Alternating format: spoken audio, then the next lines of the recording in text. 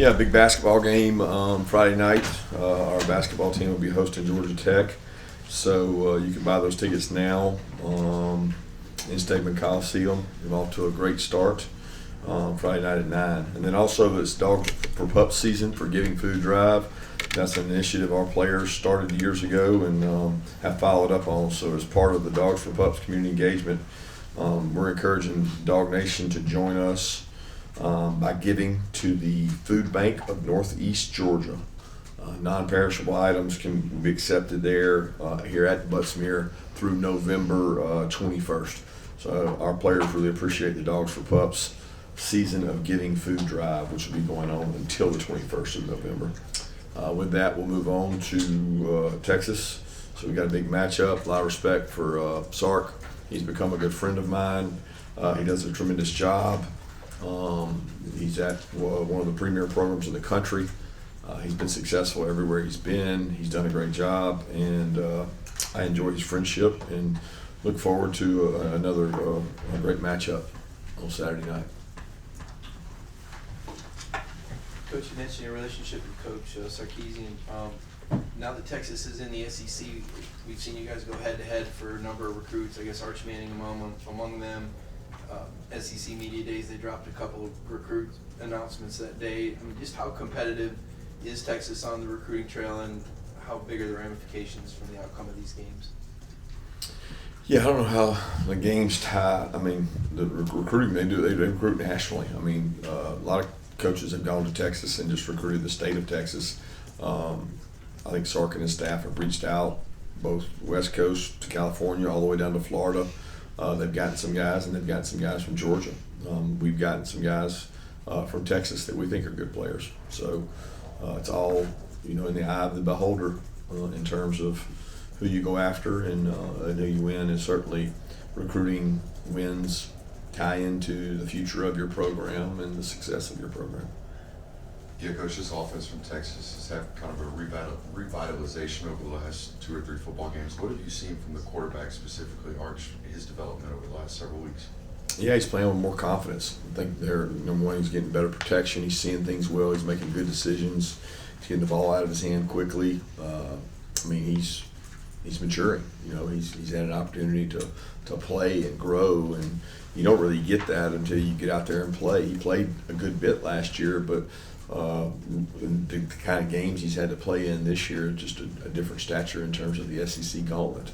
And just, you watch game by game. I watched yesterday each game throughout the year and watched him just grow and play better. He's extending plays. He's doing really well with scrambles. Keeps his eyes downfield.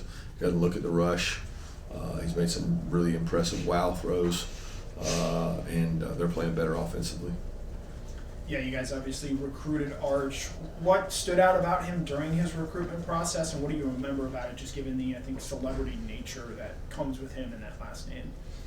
Yeah, it really wasn't about the celebrity nature or the last name. It was about the tape. Have a good relationship with their family. I've known his dad for a while, his uncle for a long time, and his grandfather. They've got a wonderful family, but it has nothing to do with his recruitment. His recruitment was based on he's athletic, he's fast, he's tall, he's intelligent, he's got composure, he's got arm. He can do it all. He can run the ball, he can throw the ball. In this day and age, you got to have a quarterback that can do both. He can, and I think he's got great composure. He's not really affected by not many things. Even the way he's managed the hype and expectations of what he was supposed to be this year, none of that was. He didn't call any of that to come to him. It's just what the outside sources did, and it doesn't seem to have affected him. He knows he's got to grow and get better, and I think Sark's done a great job kind of bringing him up and allowing him to develop and get better. What was your pitch to him to try and come to Georgia at the time that you were? I don't really know about a pitch. it was relationships. Right? I got to know him. Our staff got to know him. He came over here a lot. He was very honest and had his thoughts about both programs. He liked both programs. He had to pick one. There's no sales pitch in terms of that. Yeah, Texas comes into this game second nationally in run defense. Just what stands out to you about how they've been so effective in that area? Yeah, they were really effective in that area last year. They're built on the line of scrimmage. They're built to be physical. They fit things really well. Pete does a great job as a defensive coordinator. They're very disruptive. They create turnovers, aggressive. They got good players. I mean, at the end of the day, they got big, physical, good players on the line of scrimmage, which allows you to stop the run. Coach, I believe they're top 3 in sacks so far. What challenges will Colin Simmons and their other pass rushers present on Saturday? They're tremendous. They got great effort. They rush really hard. They're leaders. They've got stars all over their defense. I mean, they're very talented. When you watch that defense play, they play hard. They get after the quarterback. They disguise things well. Very disruptive. So there's a lot of challenges when it comes to dropping back, throwing the ball, and trying to run the ball. When you want to be balanced, they're really good at making you not be balanced. Yeah, you had to shuffle some pieces around in the secondary over the past couple weeks due to injuries and things like that. But how would you assess how that unit has played, since the second off week against a couple teams with the solid quarterbacks in Florida and Mississippi State? I mean, we play good in spurts and we play poor. It's kind of like everything. I mean, there's things that I would like to see done better, and there's things that we're improved on. So, I mean, it kind of depends on what quarter, what play you're talking about. Kirby, on quarterback recruiting, you've played, signed, pursued what the outside world, I guess, would categorize as a bunch of different styles of quarterbacks. Do you have some core traits you look for at a quarterback, or is that a position where you're trying to get the best available player every cycle? Well, I think the best player available every cycle does have core qualities or core characters. You want to be a quarterback, you got to be a leader. It's 80-90% between the years, and I think people get enamored with just physical traits. How big is he? How tall is he? What does he run? How far does he throw the ball? How fast does he run? A lot of those things, I mean, they matter, but they don't matter as much as what does he do when there's a guy free running at him? What does he do when the shot clock's got 3 seconds left and he's got to make a decision on which way to slide the protection? I mean, there is so much that goes into playing that position that is not talked about, and a lot of them aren't really qualities we can measure without having them in our program. So we don't have a cookie cutter like this is what we're going after. We want to go after people that can lead our team. If they have a skill set that's unique and that we think can make us better, then we want to grow them within our program. They're going to be the face of your organization, so you want to go after the right kind of person, and they're probably the sole person that makes the most decisions outside of the offense coordinator, defense coordinator during a game. So you want to get the right guy from a mental makeup. Kirby, you asked specifically a couple questions about Arch. What has Gunnar brought to your offense as a first-year starting quarterback? Toughness. He's brought wisdom. He's brought consistency. He's made good decisions with the ball in terms of keeping us out of bad situations. I mean, you look at it, he's avoided quite a bit of sacks. He's avoided catastrophic things like turnovers, and he's made plays with his legs, and he's made plays with his arm. So, I mean, I think he is he's improved throughout the season, and continues to do that, and it's going to make us very hard to defend when he plays well. Speaking with KJ here in a bit, what's been his biggest area of growth since stepping foot on campus?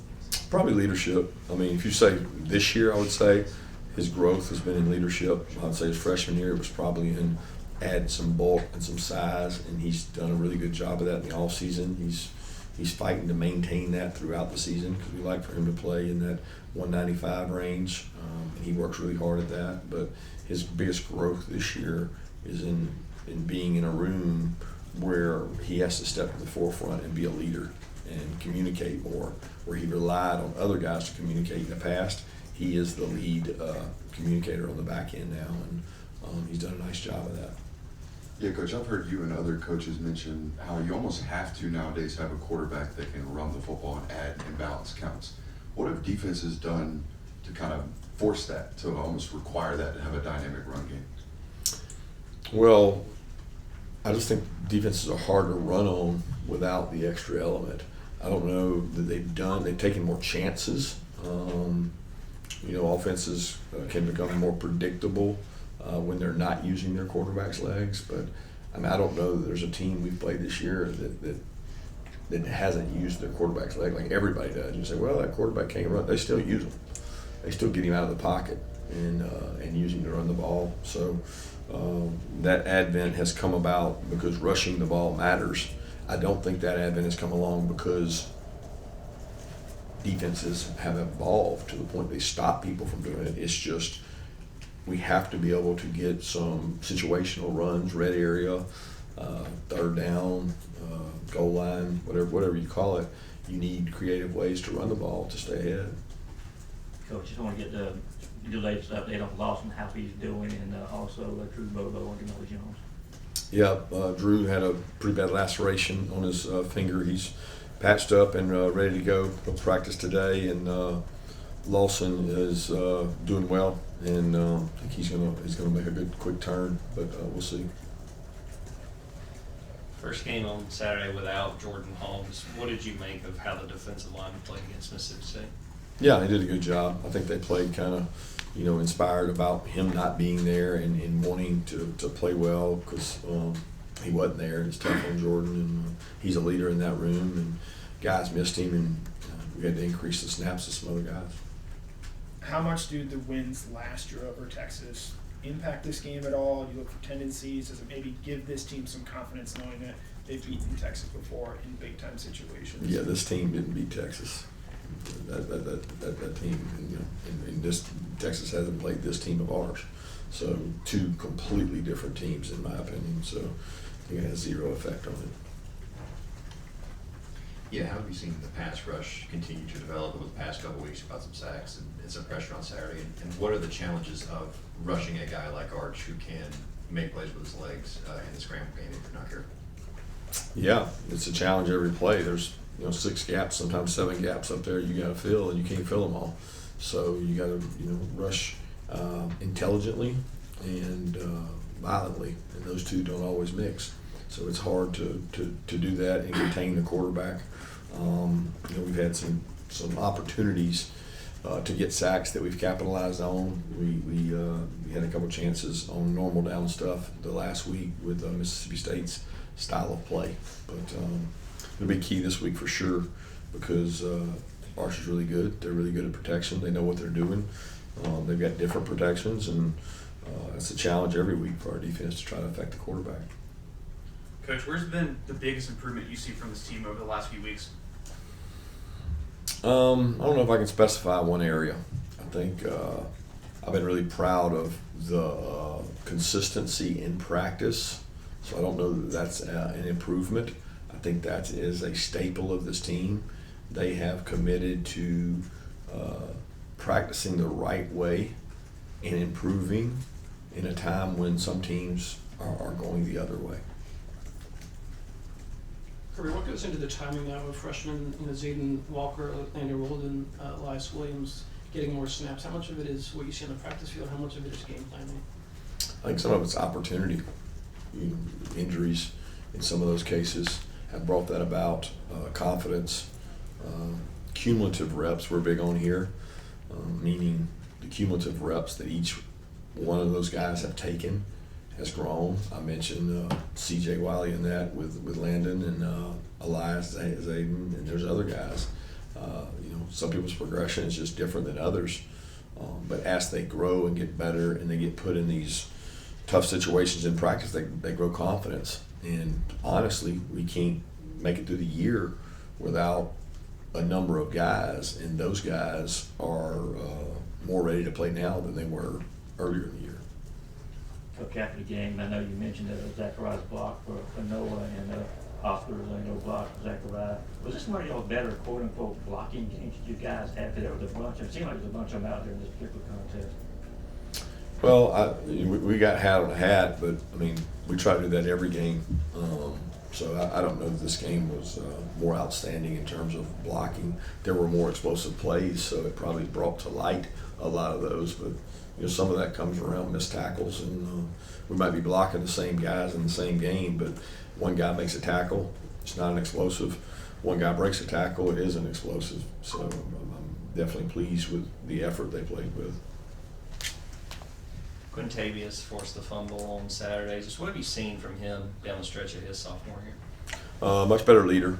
He was forced into a role last year that he didn't play a lot, but he played. And with the guys we've had leave at that position or go to the NFL, he's grown. He's grown up a lot, and he grew up quickly, and really proud of the way he owns his responsibility to the team and his leadership.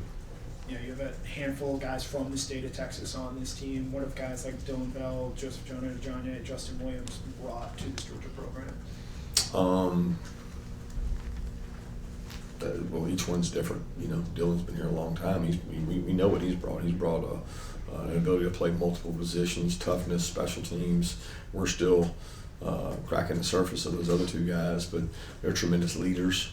Dylan's a captain this week. He's a joy to be around. They all work really hard. I think they come from great programs. You know, I think Texas high school programs are similar to Georgia, and they have great support structures, community involvement. High school football still matters in that state, and I think that made those guys better football players. Coach, can we get your take on the development of Oscar Delp this year? Seems to gets his first Big TD, and then also, what is your vision for Elias Williams? He also seemed to be coming on strong lately. I think both those guys are playing well. I think Hartley and Lilly and those guys have done a great job with the development of Elias, but also with Oscar. I mean, he was not a completed player last year, and he came back with a purpose of getting better. And I think he just loves Georgia and loves the team, and he's so fired up every game to do whatever role you ask him to do. I mean, he's just as excited about his downfield block for a touchdown as he is his catch for a touchdown. The guy's never complained one time since being here about touches in the ball and making that a priority. He does whatever the team asks him to do. He's very selfless. I mean, all those guys in that room are.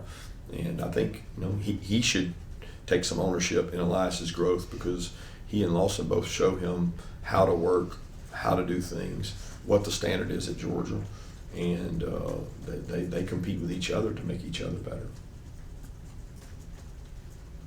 Coach, what have you thought of the development of this offensive line throughout the year? It seems like they've gotten healthier, and later in games they seem to be fresh and looking for an opportunity to go finish the game. What are your thoughts on the development this year? Well, we've gotten more continuity, but I mean that's by way of getting guys back from injuries. I don't think we've played our best game yet.